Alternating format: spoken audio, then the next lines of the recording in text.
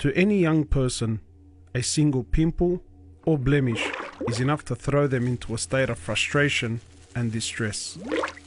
Yet to my friend Basit, this would be the least of his concerns. He suffers from EB, a genetic condition that causes uncontrollable outbursts of wounds and blisters across the skin.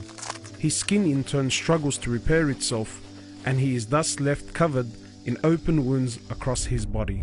Another name for my condition is actually butterfly baby, because the wounds are everywhere and you're just wrapping the bandage and it's like a cocoon. Butterfly Boy, a story of patience. What's it like living with this skin condition? It's hard because I have to basically, I'm immobile for the most part. So my day entails me being on my bed for the most part. I can't really walk. You just look at the way people walk and run and you can't help but think, I wish I could do that. Like, how does that feel?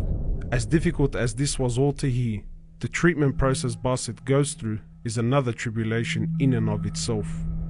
For hours on end, he sits like this, cutting, wrapping, bandaging, and applying ointment just to maintain the status of his condition. Basit, do you do this every day? Every day. If I don't do it every day, it passes and oozes and smells and stuff, so I've got to do it every day. On a bath day, it takes 6 hours. On a bath day, on a normal everyday thing, it takes like 4 hours. I couldn't fathom the magnitude of what he goes through every single day. I couldn't imagine what it was like to be locked in a room for up to 7 hours on end, crouched over in painstaking treatment. It kind of reminded me of the story of Ayub, the great prophet of Allah, who was also afflicted with an agonizing skin condition that left him bedridden and outcasted from society. Yet despite it all, his heart was able to remain firm, a challenge that Basit finds himself facing every single day. How important is faith to you in your condition? I think without faith, if I'm brutally honest, what is my life without faith? I would have considered suicide a long time ago, because I don't know. For me personally, I'm speaking to myself.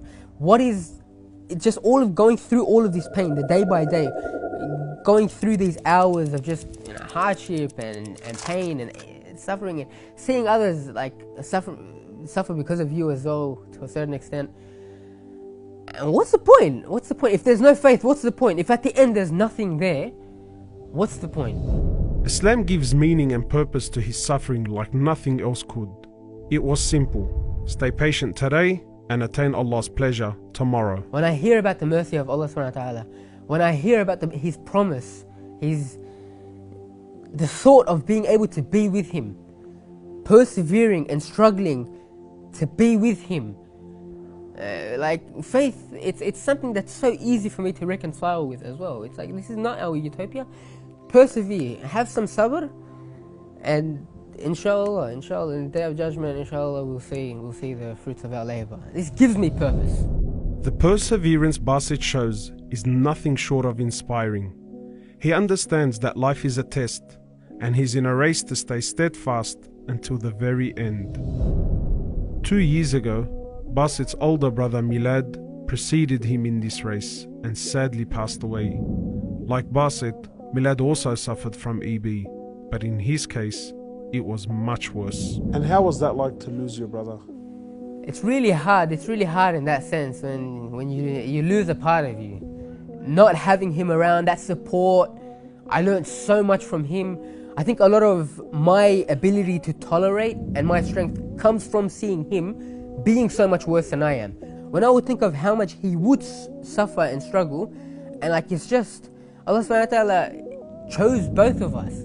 He just picked us out from all of the creation, just picked us out and just giving us bonus points. In the day of judgment, inshallah, for him especially, imagine the rank that he would be with his patience as well that I witnessed.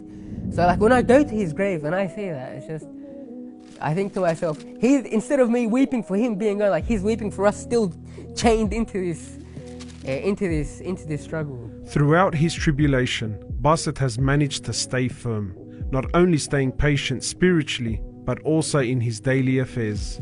He has graduated from university, made many friends, and even performed Umrah with myself a couple of years ago. But behind his story of resilience, there is also one other secret that keeps him going forward. Religion has been the bedrock of my life, but my parents are the other factor. Like, alhamdulillah for them. That's all I can say. Alhamdulillah for my parents, because they made it so I don't have to worry at all. When I have these problems and stuff like that, I can only think about these problems. In my mind, like, I don't even have to think about them. They never complain.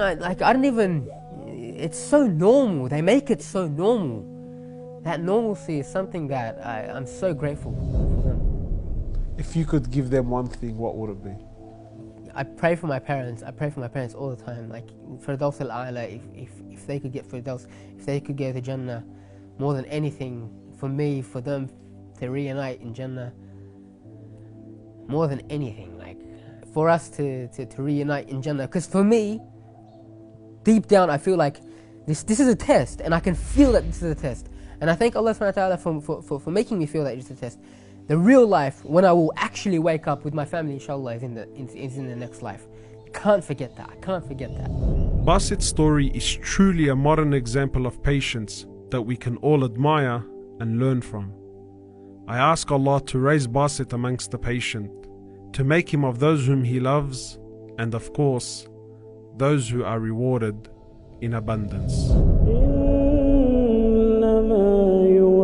الصابرون أجرهم بغير حساب